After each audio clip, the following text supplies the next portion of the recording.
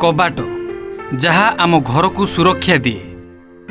दर्शक बंधु आपणक घरर कबाट सह आपणक संपर्क केमिति जहाँ बापा जेज अमलरू रही आसी आउ आगकू मध्य रहिबो।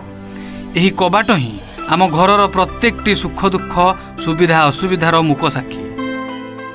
आपण भाबुथिबे आमे हठात कबाट कथा काहींकी आलोचना करूछंती, कारण एही कबाट ही दीर्घ 76 वर्ष परे जड़े प्रोफेसर पिलादिनर स्मृति को ताजा कर देछि।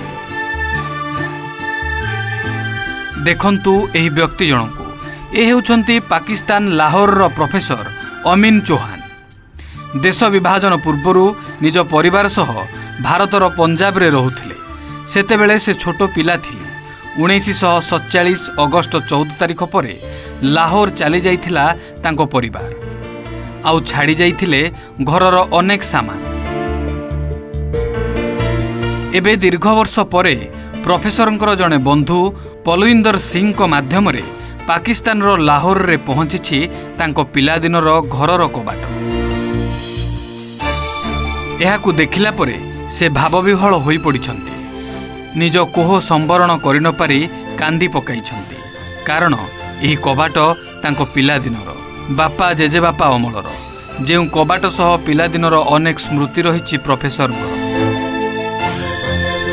14 अगस्त 1947 इतिहासर एही तारीख जहाँ भारत पाकिस्तान को अलगा करिथिला। खाली दुई देशर सीमा विभाजन होई नथिला, सीमावर्ती लोकंकर बंधुत्व हृदय संपर्क को अलगा करिथिला एही दुस्समय।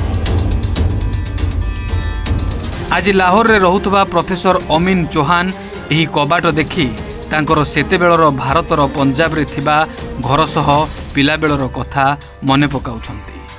अतीतर एही स्मृति को देखि कांदी पकाउछंती से, जहाँ आज सोशल मीडिया रे भाइराल हेउछि। Bureau report, OTV.